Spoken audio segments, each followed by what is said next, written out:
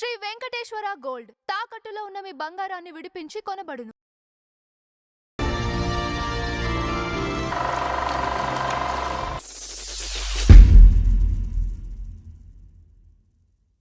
నిన్నటి ఎపిసోడ్ లో మనం ఎంఎస్ రెడ్డి గారి గురించి చెప్పుకున్నాం. సో నేను అడిగాను కూడా మిమ్మల్ని, శ్యాంప్రసాద్ రెడ్డి గారి గురించి కూడా అన్నాను. అవును, రేపు చెప్తాను. ఈ రోజు మనం శ్యాంప్రసాద్ రెడ్డి గారి గురించి మాట్లాడుకుందాం. శ్యాంప్రసాద్ రెడ్డి గారికి ఇంకోటి అండి, ఇండస్ట్రీలో డేరింగ్ అండ్ డాషింగ్ ప్రొడ్యూసర్ అనే పేరు. ఎందుకంటే ఆయన కాంప్రమైజ్ గారు, తండ్రిలాగే తను అనుకున్న విధంగా తీశారు. ఆయన తండ్రి గారు కూడా అంతే, ఎగ్జాక్ట్లీ తన ఏమైతే అనుకున్నారో అదే చేసేవారు. ఆయన కూడా ఈయన మోడర్న్ గా ఈయన తీసేవారు. అవును, ఈయన తీశారు ఆ ప్రొడక్షన్ లో ఇప్పటి వరకు కూడా స్టిల్ ఇప్పుడు కూడా ఒక కన్విక్షన్ తో తీసిన నిర్మాత అండి ఈయన. అదే నాట్ ఓన్లీ సినిమాలనే కాదు, మల్లెమాల ప్రొడక్షన్ లో ఇప్పటికీ కూడా ఎంతో మంది టెక్నీషియన్స్ కి ఉపాధి కలిగిస్తున్న నిర్మాత శ్యాంప్రసాద్ రెడ్డి గారు. డి గానీ లేకపోతే ఎనీ షో మీరు ఏది తీసుకున్నా గానీ. సో అదనమాట. అండ్ ఇంకోటి ఆయన కనెక్షన్ రామోజీరావు గారిది, ఇది విడదీయలేని కనెక్షన్. ఎందుకంటే నేర్చుకుంది అక్కడే కాబట్టి ఆయన ఎప్పుడు చెప్పుకుంటారు, రామోజీరావు గారు నాకు ఫస్ట్ మా నాన్నగారు తర్వాత అంతటి వ్యక్తి అని చెప్పుకుంటారు. సరే, శ్యాంప్రసాద్ రెడ్డి గారు ఫారిన్ నుంచి తిరిగి వచ్చారు. ఆయన ఎంఎస్ రెడ్డి గారి సినిమాలు తీస్తుండగా ఆ పరం అయిపోయిన తర్వాత ఆయన రామాయణ రచనలో పడ్డారు. తర్వాత తన వేలో సినిమాలు తీయటం కష్టమని గ్రహించారు ఎంఎస్ రెడ్డి గారు కూడా. అప్పుడు దిగాడు ఈయన శ్యాంప్రసాద్ రెడ్డి గారు. శ్యాంప్రసాద్ రెడ్డి గారు హైలీ ఎడ్యుకేటెడ్, ఫారెన్లో చదువుకుని వచ్చారు. ఆయన ఏం చేద్దామని ఆలోచనలో సందిగ్ధంలో ఉన్నారు. ఆయన ఎంఎస్ రెడ్డి గారు ఏమన్నారంటే, నువ్వు ఏది కావాలంటే అది చేసుకోవచ్చు, మనకి వ్యాపారాలు ఉన్నాయి, థియేటర్స్ ఉన్నాయి, ఇవి ఉన్నాయి కదా, నువ్వు ఏది కావాలంటే అది ఏ బిజినెస్ అన్నా చేసుకో అన్నారు. కానీ ఈయన ఆలోచించాడు. ఆయన ఏ సినిమా, ఏ ఉద్యోగం చేసినా, ఏ వ్యాపారం చేసినా కొన్ని రిస్ట్రిక్షన్స్, కొన్ని పద్ధతులు ఉంటాయి. వ్యాపారానికేమో నేను పనికిరాను, ఇచ్చేది హైలీ ఎడ్యుకేటెడ్ కదండి, కొంచెం స్ట్రైట్ ఫార్వర్డ్గా ఉంటాడు ఆయన. వ్యాపారానికేమో లౌక్యం కావాలి, ఆ లౌక్యం ఏమో కొంచెం తక్కువ వీడికి. తండ్రి గారి లాగే, తండ్రి గారు కూడా నిర్మమాటే. ఏమండి, నేను పనికిరాను అని అనుకున్నాడు. అంచేత విస్తృతమైన వ్యాపారం ఏముందంటే సినిమాయే కనిపించింది ఆయనకి. అనుకున్న విధంగా తీయచ్చు. తర్వాత ఒక మోసపోసినట్టు ఒకే లైన్లో ఉండదు సినిమా. ఏమండి, ఏది అనుకుంటే అది మన ఒక పౌరాణికలు కానివ్వండి, ఏ జానర్లో కానివ్వండి, ఏదైనా ఫ్రీడమ్గా తీయచ్చు. అంటే రిసోర్సెస్ బాగా మనం ఉపయోగించుకోవచ్చు సినిమాకి అనేది, తన మైండ్ కానీ తన ఇది కానీ అని ఆలోచన శ్యాంప్రసాద్ రెడ్డి గారికి వచ్చింది. వచ్చినప్పుడు కానీ సినిమాకి దిగే ముందు ఈ అనుభవం చాలదు మనకి, నాకేదో కావాలి అంటే ఆయన ఆలోచిస్తే ఏంటంటే, అప్పుడు రామోజీరావు గారు మయూరి సినిమా తీస్తున్నాడు. ఆయన ఉషా కిరణ్ మూవీస్లో మయూరి సినిమా తీస్తున్నారు. ఆయన కంటే గొప్ప వ్యక్తి, ఇంత విస్తృతంగా ఆయన డెవలప్ అయిన వ్యక్తి ఇంకెవరు లేరు. అంటే ఏ పని ఎలా చేయాలో, ఎప్పుడు చేయాలో రామోజీరావు గారికి తెలిసినంతగా తెలియదు అని ఒక అభిప్రాయం ఏర్పరచుకున్నాడు ఆయన. సో ఆయన అడిగి సలహా అడుగుదాం అనుకున్నాడు. ఇంచేతంటే ఆయన సినిమాయే కాదు, పేపర్ నుంచి అన్ని వ్యాపారాలు ఆయన చేశారు. సినిమా డిస్ట్రిబ్యూషన్ చేశారు, ఇప్పుడు ఉన్నారు, ప్రజెంట్ సినిమాలు తీస్తున్నారు. ఆయన అసలు సినిమా తీసేయాల్సిన అవసరం లేదు, కానీ ఆయన సినిమా ఎందుకు తీస్తున్నారు, ఆయన బ్రెయిన్కి అది కరెక్ట్ కాదు, కానీ ఆయన సినిమాలు తీస్తున్నారు, ఎందుకు తీస్తున్నారు, ఇది తెలుసుకోవాలని శ్యాంప్రసాద్ రెడ్డి గారికి అనిపించింది. తన మైండ్ కూడా అదే డిఫరెంట్ మైండ్. ఎంచేదంటే సినిమా సంబంధించి లేదు కాబట్టి వెళ్ళారు రామోజీరావు గారి దగ్గరికి. ఇలాగండి, నేను ఇలాగా చదువుకుని వచ్చాను, నేను అంచేత మా నాన్నగారు దీంట్లో దిగుదాం అనుకుంటున్నాను, నేను సినిమాలు తీద్దాం అనుకుంటున్నాను, కొంతకాలం మీ దగ్గర ట్రైన్ అప్ అవుదాం అనుకుంటున్నాను, మీరు సలహాలు తీసుకుని కొంత మీ ప్రొడక్షన్ అబ్జర్వ్ చేసి ఏది ఎలా ఉంటుందో వచ్చేద్దాం అనుకుంటున్నాను. అంటే దానికి నాయన, మీ నాన్నగారు అంత గొప్పవారు, అంత గొప్ప కవి, ఆయన అంటే కవులు అంటే ఇష్టం కదా ఆయనకి, అంచేత నువ్వు ఏంది కావాలంటే అది నువ్వు ఫ్రీగా నేర్చుకో, అబ్జర్వ్ చేయి, ఓన్లీ అబ్జర్వేషన్, సినిమాకి అనేది ఏమీ లేదు నాయన, నీ మనసుకు తగినట్టుగా ఉండాలి అంటే ముందు అబ్జర్వేషన్ మెయిన్, అబ్జర్వ్ చేసి దాన్ని ఫాలో అయితే చాలని చెప్పేసి ఆ మయూరు జరుగుతున్నటప్పుడు ఎవరెవరు ఏం చేస్తున్నారో అబ్జర్వ్ చేయి, లోపాలు కూడా అబ్జర్వ్ చేయి, ఎవరు ఏ లోపం చేస్తున్నారో కూడా అబ్జర్వ్ చేయి. ఇది కూడా ఒక ఆర్ట్ నిర్మాతకి. నిర్మాత అనేవాడు బాధ్యతగా ఉండాలి తప్ప ఏదో డబ్బు పెట్టేవాడు నిర్మాత కాదు, అదే చాలా రాంగ్ కాన్సెప్ట్ ఉంది మన సినిమా పరిశ్రమలో. కానీ డబ్బు పెట్టేవాడు నిర్మాత కాదు, అన్నీ తెలుసుకున్నవాడే తెలుసుకునే చేయాలి నిర్మాత, ప్రతిదీ నాలెడ్జ్ ఉండాలి, ఇది మెయిన్ పాయింట్ నోట్ చేసుకున్నాడు. అదే ఫాలో అయ్యాడు ఆయన తర్వాత. ఆ తర్వాత ఇలా కాదు, అసలు డైరెక్షన్ కూడా నేర్చుకోవాలని చెప్పి కోదండరావు రెడ్డి దగ్గరికి వెళ్ళాడు. వెళ్ళి అసలు డైరెక్షన్ ఎలా తీస్తారు ఏంటి, అసలు వాళ్ళు ఆలోచన విధానం ఎలా ఉంటుంది, వాళ్ళు ఏమేమి ఎట్లా అరేంజ్ చేసుకుంటారు అని చెప్పి, వాళ్ళ మైండ్ సెట్ ఎలా ఉంటుందని చెప్పి తెలుసుకోవాలనుకున్నాడు. తెలుసుకుని కోదండరావు రెడ్డి గారి దగ్గరికి కొంతకాలం వెళ్ళి అబ్జర్వ్ చేశాడు. వాళ్ళు అంటే ఎలా చేస్తారు ఏమిటనేది, కాల్ షీట్లు ఎలా ఉంటాయి ఏమిటనేది చేసి కొంతకాలం అక్కడ చేశాడు. తర్వాత ఇది చాలదు నాకు, ప్రొడక్షన్ సినిమాలు నిర్మాత దర్శకుడు అయిన వాడు ఉన్నాడు ఒక పిఎన్ రామచంద్రరావు. అతను చాలా సినిమాలు తీశాడు. అతను కొన్ని స్టేట్మెంట్లు కూడా ఇచ్చాడు అప్పుడు రామచంద్రరావు గారు. నేను ఇలా సినిమాల్లో ఇలా చేశాను, ఇలా నష్టపోయాను కూడా చెప్పాడు ఆయన. ఎవరు? రామచంద్రరావు గారు. కొన్ని సినిమాల్లో ఇలా దెబ్బతిన్నానని. అసలు ఏమిటి, ఎందుకు ఇలా జరిగిందనేది రామచంద్రరావు గారి దగ్గర తెలుసుకోవాలనుకుని ఆయన దగ్గరికి వెళ్ళాడు. ఆయన దగ్గరికి వెళ్ళి ఆయన సలహా అడిగాడు. సలహా అడిగితే ప్రొడక్షన్ ఇలా ఉండాలంటే ఇన్ని జాగ్రత్తలు ఉండాలి, ఈ అజాగ్రత్తలు ఉంటే దెబ్బతింటాం మనం. తర్వాత ఎవరు ఏం చేస్తున్నారో తెలుసుకోవాలి, మీరు ముందు ఎంత బడ్జెట్ ముందు తెలుసుకోవాలి, ఎవరు వేస్ట్ చేస్తున్నారు అనేది కూడా వేస్టేజ్ ముందు తెలుసుకోవాలి, సినిమా ఫిలిం వేస్ట్ అవ్వకూడదు, కాల్ షీట్ టైం వేస్ట్ అవ్వకూడదు, ఆర్టిస్టులు ఎవరన్నా లేట్గా వచ్చారంటే మనకి ఇంత నష్టం వస్తుంది అని చెప్పి ఇవన్నీ చెప్పాడు ఆయన. చెప్పేటప్పుడు అవన్నీ తెలుసుకున్నాడు. అప్పుడు 3 దగ్గర అనుభవం సంపాదించాడు ఆయన. పెద్ద ఆయన రామోజీరావు గారి సలహా, కోదండరావు రెడ్డి గారి సలహాలు, రామచంద్రరావు గారి సలహాలు, 3 అనుభవాలు క్రోడీకరించుకుని వచ్చాడు ఆయన. వచ్చి ఆయన సినిమా తీయాలనుకున్నాడు. సినిమా తీయాలంటే ఎవరితో తీయాలనుకున్నప్పుడు మోస్ట్ ఎమికబుల్ డైరెక్టర్ కోడి రామకృష్ణ అని ఆయన మైండ్లోకి వచ్చింది అందరూ ఎంక్వైరీ చేస్తే. అంటే నిర్మాతను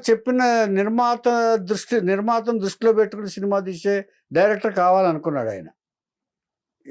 ఎవరి ఇష్టానికి పడితే వాళ్ళు సినిమా తీసేవాడు. పెద్ద డైరెక్టర్లు అయితే మన మాట వింటరు. అందుకని మనకు అనుకూలంగా ఉండే డైరెక్టర్ పెట్టుకోవాలనుకుంటే కోడి రామకృష్ణ మోస్ట్ ఎమికబుల్ డైరెక్టర్ అని అతనికి చెప్పారు, నిర్మాత డైరెక్టర్ అని.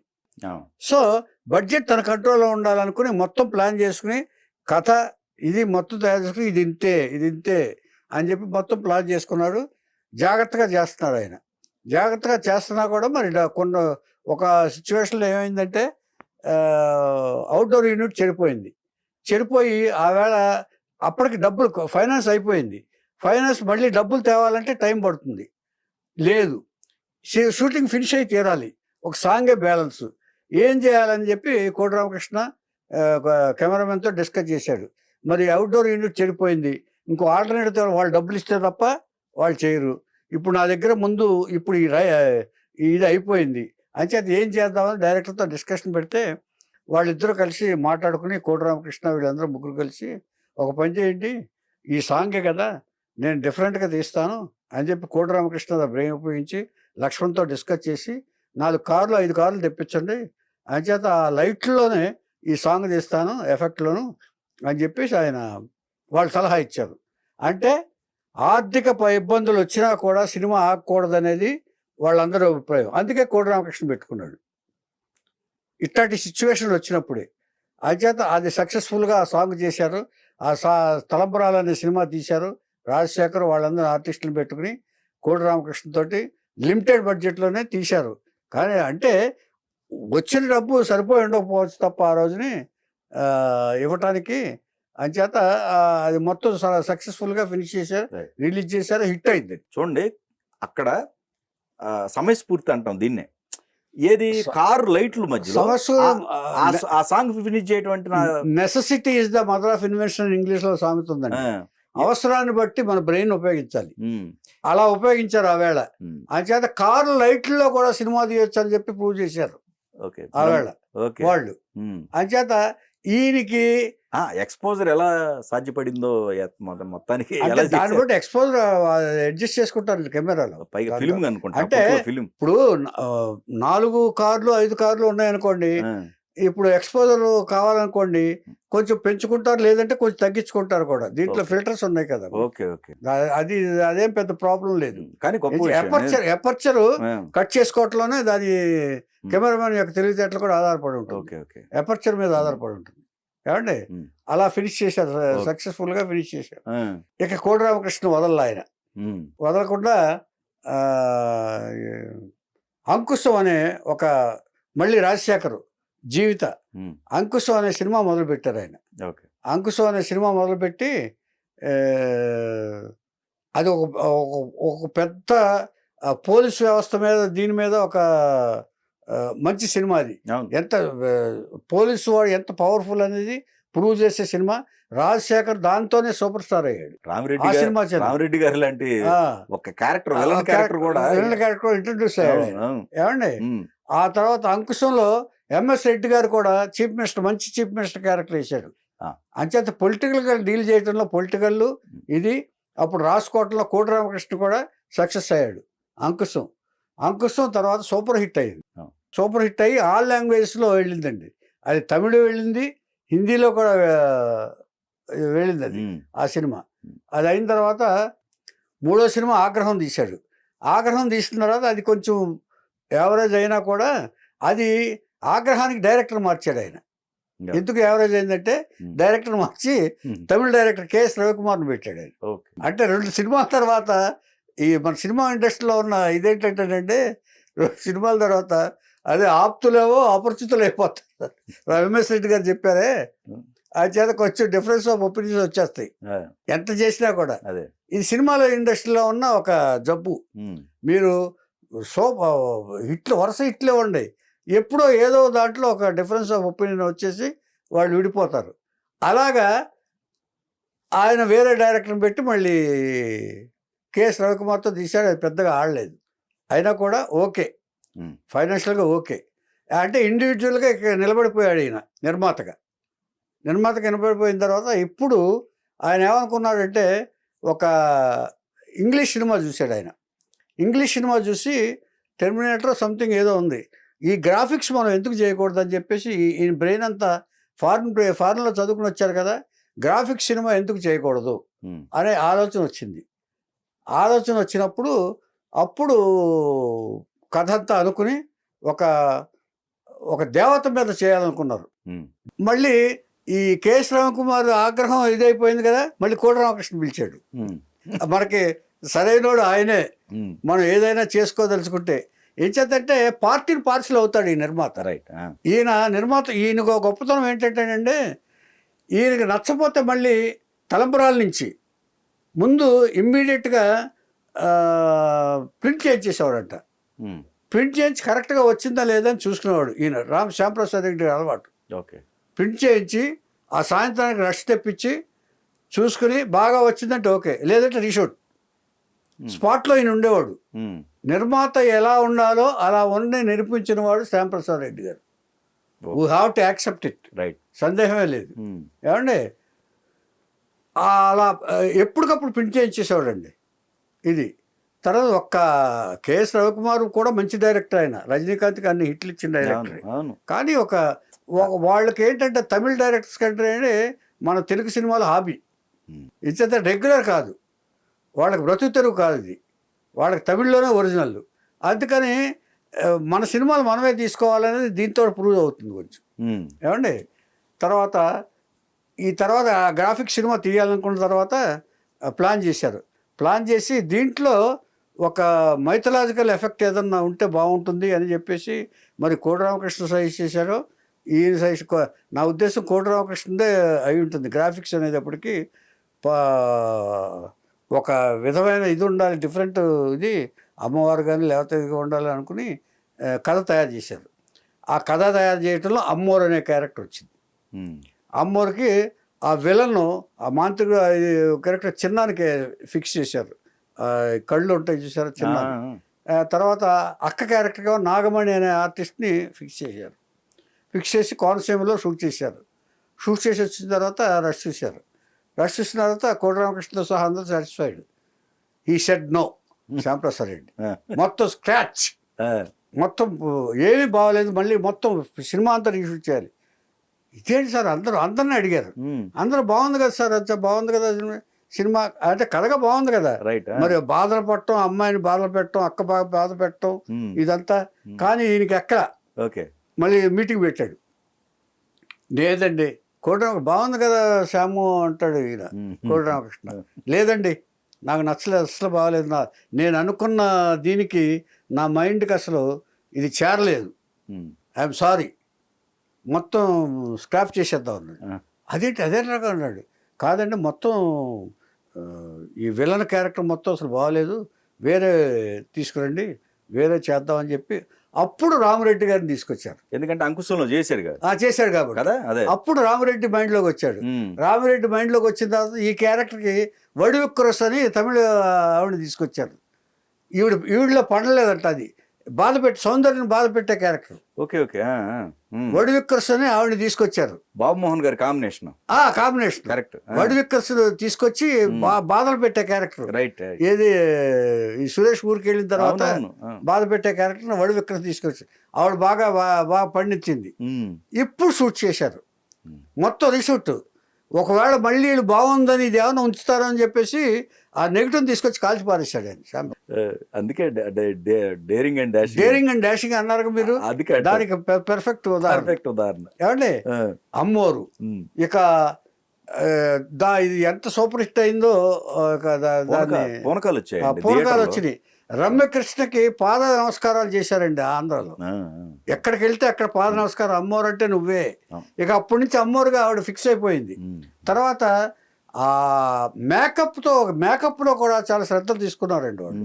అమ్మవారికి ఆ నాలుక బయట పెట్టడం, ఆ బ్లూ మేకప్ వేసి బాగా దాంట్లో ఇది ఆ పూనకాలు రావటం, అదంతా గ్రాఫిక్స్. నిజంగా మీరు అన్నట్టు ఆ సినిమా నెక్స్ట్ లెవెల్ గ్రాఫిక్స్. ఆ టైంలో విజువల్ ట్రీట్, విజువల్ ట్రీట్. తర్వాత సెంటిమెంట్ డ్రామా సెంటిమెంట్ కూడా బాగా పండిందండి. తర్వాత సౌందర్య సూపర్ స్టార్ అయింది అక్కడ. ఏమండి ఇది కూడా చాలా టైం పట్టిందండి. ఎందుకని రీషూట్ చేయబట్టి. ఇప్పుడు మొత్తం స్క్రాప్ చేశారు కదా సార్, మొత్తం మళ్ళీ ఆర్టిస్టులందరిని తీసుకుని మళ్ళీ డబుల్ రెమ్యునరేషన్స్ ఇచ్చి మొత్తం దీనికి చాలా కాస్ట్ అయింది. కానీ అమ్మవారి దయ వల్ల అది మొత్తం రికవర్ అయింది. అమ్మవారు సూపర్ హిట్ అయింది. సూపర్ హిట్, ఆర్టిస్టులు కూడా సెటిల్ అయిపోయారు. దీని తర్వాత మళ్ళీ ప్లాన్ చేశాడు ఆయన. ప్లాన్ చేసి ఇప్పుడు చిరంజీవి గారు కవర్ చేశారు అమ్మవారు చూసిన తర్వాత. కోటరామకృష్ణను శ్యాంప్రసాద్ రెడ్డిని, బాబు నాయన మీ ఇద్దరు కాంబినేషన్లో ఒక సినిమా చేద్దాం, మీ గ్రాఫిక్స్ చాలా వండర్ చేశారు మీరు, అలా సినిమా నాతో ఒకటి ప్లాన్ చేయండి, మనం కలిసి చేద్దాం అని చెప్పి చిరంజీవి గారే కవర్ చేశారు. కవర్ చేసి ఇద్దరు వెళ్ళి చేద్దాం అన్నారు. కానీ కోటి రామకృష్ణకి ఇష్టం లేదు మళ్ళీ గ్రాఫిక్స్ చేయటం. ఓకే. కోటి రామకృష్ణకి ఎందుకు ఇష్టం లేదంటే, చిరంజీవి గారు కాబట్టి కమర్షియల్గా మనం ఒక డబుల్ జ్యువెలరీ కథ తయారు చేస్తాను, అది చేద్దాం అన్నారు. లేదండి గ్రాఫిక్స్ చేయాల్సిందే, చిరంజీవి గారికి నేను మాట ఇచ్చాను, మాట అంటే మాటే అన్నారు. అయిన తర్వాత సరే ఇక ప్రొడ్యూసర్ చెప్పిన తర్వాత దానికి ఏముందని కోటి రామకృష్ణ కూడా ఓకే అన్నాడు. ఓకే అన్న తర్వాత మొదలెట్టిన తర్వాత అసలు స్క్రిప్ట్ కానీ ఇది కానీ ఏమీ ఇది బాగొట్లా స్క్రాప్ చేస్తున్నారు. కొంతకాలం అయిపోయిన తర్వాత ఆగిపోయింది సినిమా, ఆపేశారు సినిమా, స్క్రిప్ట్ సరిగా కరెక్ట్గా రావట్లేదని ఆపేసిన తర్వాత అప్పుడు ఎన్నిసార్లు ఇచ్చేసినా రావట్లేదు. ఆ తర్వాత ఎలాగోలా ఫినిష్ చేసి, కానీ గ్రాఫిక్స్ బ్రహ్మాండంగా ఉన్నాయి అందులో. 5 ఏళ్ళు పట్టిందండి అంజి. 5 ఏళ్ళు పట్టిన తర్వాత బడ్జెట్ ఎంత అయిందో ఊహించుకోవచ్చు. అప్పుడు కోటి రామకృష్ణ నేను చెప్పాను కదా బాబు శ్యాము, నేను కమర్షియల్ సినిమా చేసేస్తే బాగుంటుంది, ఈ పెద్ద ఆర్టిస్టులతో ఎప్పుడు కూడా మనం అమ్మవారంటే చిన్న ఆర్టిస్టులు కాబట్టి మనం చేసాం, ఇలాంటి సూపర్ హీరోలతోటి మనం ఇలాంటి గ్రాఫిక్స్ చేస్తే మనకు టైం పట్టేస్తుంది. ఈ ఫారిన్ వాళ్ళు అయితే ఓకే, ఫారిన్ అయితే సినిమాలు అయితే ఒక మన తెలుగుకి లిమిటెడ్ మార్కెట్ కదా బాబు అని చెప్పాను నేను. నువ్వు వెళ్ళలేదు అంటే పర్లేదండి, ఏమైనా సార్ అనుకో, చిరంజీవి గారికి నేను మాట ఇచ్చాను, ఖచ్చితంగా చేసి తీరాల్సిందే అని చెప్పి ఆయన దిగాడు. 5 ఏళ్ళు పట్టింది. 5 ఏళ్ళ తర్వాత రిలీజ్ అయింది సూపర్ ఫ్లాప్. చాలా అవును. మొత్తం ఉన్న డబ్బు పోగా ఇప్పుడు ఏం చేశాడంటే ఎవరికి బాకీ లేకుండా ఆస్తులు అమ్మేసి అక్కడ జూబ్లీ హిల్స్లో ఉన్న ఇల్లు ఏదో అమ్మేసినాడు, మొత్తం అప్పులు తీసేశాడు. అప్పులు ఉండకూడదని వాళ్ళ నాన్నగారికి ఎప్పుడు బ్యాడ్ నేమ్ రాకూడదు, వాళ్ళు ఇది రాకూడదు అని చెప్పి అప్పులు తీర్చేశాడు ఆయన. ఆయన కూడా బాధపడ్డాడు పాపం, ఆయన ఇన్నేళ్ళు తీస్తున్నారు ఇది కానీ. ఇప్పుడు ఈ డిప్రెషన్లో ఉండగా ఈ శ్యాంప్రసాద్ రెడ్డి అక్కడ అటెండ్ అవుతుంటే గద్వాల నుంచి వచ్చి జమీందారుల విషయాలు చెప్తూ వెంకటగిరిలో జరిగిన ఒక ఇన్సిడెంట్ గురించి శ్యాంప్రసాద్ రెడ్డి గారికి చెప్పింది. ఇమ్మీడియట్గా స్ట్రైక్ అయింది. ఏమిటా ఇన్సిడెంట్ అంటే, ఒక రాకుమారిని ఒక సామాన్యుడు ప్రేమిస్తే అది చూసి జమీందారు తట్టుకోలేక వాళ్ళిద్దరూ గదిలో ఉండటం చూసి పట్టుకుని రెడ్ హ్యాండెడ్గా పట్టుకుని ఆ గదిని రాళ్లతోటి క్లోజ్ చేశాడు, సజీవ సమాధి చేశాడు, బయట రాకుండా. వాళ్ళ అరుపులు అరిచి అక్కడే చచ్చిపోయారు వాళ్ళు, ఇద్దరు చచ్చిపోయారు. ఇది బాగా నాటుకుంది శ్యాంప్రసాద్ రెడ్డి గారికి. ఇది ఎలాగైనా సినిమా తీయాలని చెప్పేసి ఇప్పుడు కూడా ఒక తమిళ డైరెక్టర్ని పెట్టాడు. ఈయన సభాపతి అనే డైరెక్టర్ని పిలిచాడు. పెట్టి ఈ ఇన్సిడెంట్ చెప్పి ఒక కథ తయారు చేసేసి దీన్ని ట్రయల్ షూట్ చేశారు. ట్రయల్ షూట్ చేసి టీవీ ఆర్టిస్టులను ఎవరినో తీసుకొచ్చి తీసి ట్రయల్ షూట్ చేశారు. షూట్ చేస్తే నచ్చల శ్యాంప్రసాద్ రెడ్డి గారు డిస్కార్డ్ చేశారు. డిస్కార్డ్ చేసేసి డైరెక్టర్తో మాట్లాడితే ఆ టీవీ ఆర్టిస్టులు చెప్తే ఎలాగుంటుంది ఏంటది, పైగా దీంట్లో వీడియో చేస్తే అది సరిగ్గా రాదన్నాడు. అయితే ఆర్టిస్టులు పెట్టి తీద్దామని చెప్పేసి ఆర్టిస్టులు మళ్ళీ పెట్టి తీశారు. 2 సార్లు తీశారు. మళ్ళీ ఫెయిల్. బాగా అసలు ఇంప్రెషనే కలగల. అప్పుడు తను ఏం తప్పు చేశాడో తెలుసుకున్నాడు శ్యాంప్రసాద్ రెడ్డి గారు. తెలుసుకుని మళ్ళీ కోడి రామకృష్ణ పిలిచాడు.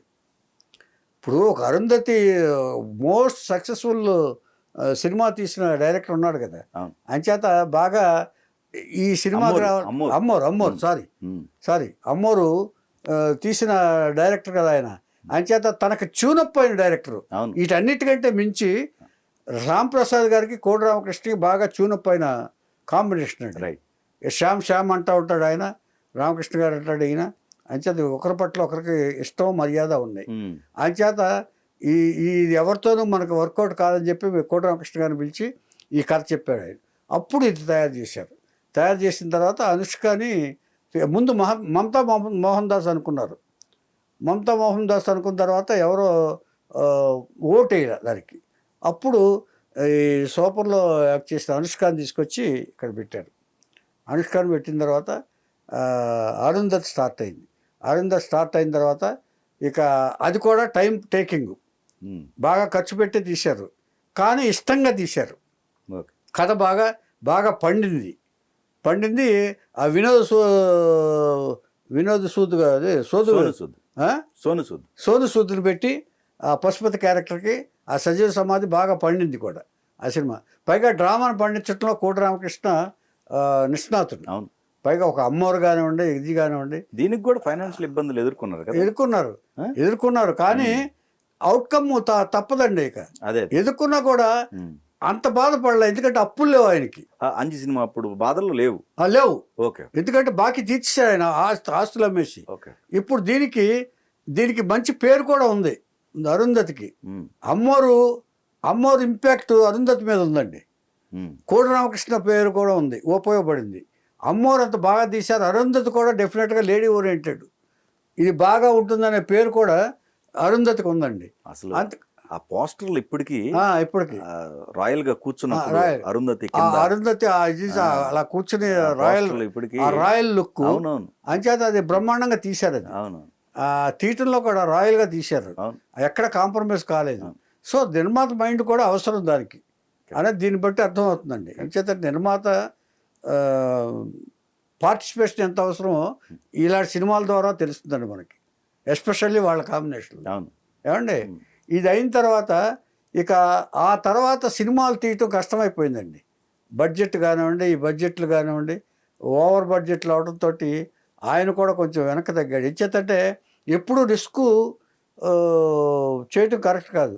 అప్పుడు రామోజీరావు గారు ఏమన్నారంటే, నీలాంటి తెలివైన వాడు, రామోజీరావు గారు మళ్ళీ సలహా ఇచ్చారు, నీలాంటి తెలివైన వాడు సినిమాకి ఇదవటం కరెక్ట్ కాదు, అంచేత మా ఛానల్కి నువ్వు ప్రోగ్రామ్ చేయి, నీ బ్రెయిన్ ఉపయోగించు అని చెప్పి రామోజీరావు సలహా ఇచ్చారు. ఇచ్చేప్పుడు అది అంజప్పుడే ఇచ్చారు ఆయన, అంజి తర్వాతే ఇచ్చారు ఆయన. అది ఇప్పుడు ఉపయోగించుకున్నాడు ఈయన. ఉపయోగించుకుని డి అనే ప్రోగ్రామ్ స్టార్ట్ చేశారు ఆయన. ఎక్కడెక్కడి నుంచో డ్యాన్స్ మాస్టర్ని వాళ్ళని తీసుకొచ్చి ఇక్కడ లోకల్లో ఇది కాకుండా ఒక అడ్వెంచరస్ డ్యాన్స్ ప్రోగ్రామ్ డి అని చేశాడు. అది ఇప్పటి వరకు కొనసాగుతూ ఉంది. ఆ తర్వాత ఒక వాళ్ళమ్మాయి దీప్తి అని ఉంది, ఆయనకి అంతకుముందే పెళ్ళైంది కోట్ల విజయభాస్కర్ రెడ్డి గారితో. అది మనం మిస్ చేసాం. మా వరలక్ష్మి అనే ఆవిడతో ఆవిడ వివాహం జరిగింది 1986 లోపల. ఏమండి జరిగిన తర్వాత వాళ్ళకి 2 ఆడపిల్లలు. ఆ 2 ఆడపిల్లల్లో దీప్తి అనే అమ్మాయి ఇప్పుడు ఈ టీవీకి ఇచ్చేసింది. ఒక కామెడీ చూశారు బాంబేలో, ఎక్కడో కామెడీ ప్రోగ్రామ్ ఏదో చూశారు. దాన్ని మనం తెలుగులో ఎందుకు తీయకూడదని చెప్పి ఐడియా వచ్చింది. ఐడియా చేస్తే అందరూ రిజెక్ట్ చేశారు ఐడియాని. మనకి తెలుగు పట్టదు, ఇది బాంబేలో అంటే ఏదో ఇదైంది కానీ మనకు పట్టదంటే అప్పుడు ఈ అమ్మాయి ఒక సలహా ఇచ్చిందంట దీప్తి. ఏమని, ఒక 2 నెలలు తీద్దాం, 2 నెలలు తీసేసిన తర్వాత రిలీజ్ చేద్దాం, బాగుంటే ఓకే, బాగోపోతే కట్ చేసేద్దాం, దీనివల్ల మనకే నష్టం లేదు అని చెప్పేసి. పైగా ఈటీవీ మనకి ఇది ఉంది కాబట్టి డి అప్పటి నుంచి ఇప్పటి వరకు చాలా ప్రోగ్రామ్ చేస్తున్నారు సార్ ప్రతి ఇయర్ డి. ఏమండి అలా స్టార్ట్ అయిందే జబర్దస్త్. ఆ జబర్దస్త్లో ఆర్టిస్టులకు ఒక కల్పతరువులాగా అయ్యారు శ్యాంప్రసాద్ రెడ్డి గారు. ఏం చేతంటే అడ్రస్ లేని వాళ్ళకి అడ్రస్ ఇచ్చాడు ఆయన, ఇల్లు లేని వాళ్ళకి ఇల్లు ఏర్పాటు చేశాడు ఆయన. ఏమండి భోజనం లేని వాళ్ళకి ఒక అన్నదాన సత్రం అయిపోయింది అది శాస్త్రం. ఎవరో కొంతమంది దీంట్లో విమర్శించినా కూడా ఆ మనస్తత్వం అది కాదు. అందరూ బాగుండాలని కోరిక. ఎవరికైనా జబ్బు వస్తే, యాక్సిడెంట్లు అయితే కూడా హాస్పిటల్ ఖర్చు కూడా ఈయనే పెట్టుకుని, ఈయన తన సొంత మనుషుల్లాగా చూసుకుని ఖర్చు పెట్టి చేసేవారంటండి ఈయన, ఒక నిర్మాతగా బాధ్యతగా. అంచేత ఆయన టీవీ ప్రోగ్రాంలన్నీ సక్సెస్ఫుల్ ప్రోగ్రాంలే. తర్వాత క్యాష్ చేశాడు ఆయన, అదుర్స్ చేశారు ఆయన. ఇలా చాలా ప్రోగ్రాం టీవీలో సూపర్ హిట్ అయిపోయాడు ఆయన, వాళ్ళ అమ్మాయి గారు ఆయన కానీ శ్యాంప్రసాద్ రెడ్డి గారి.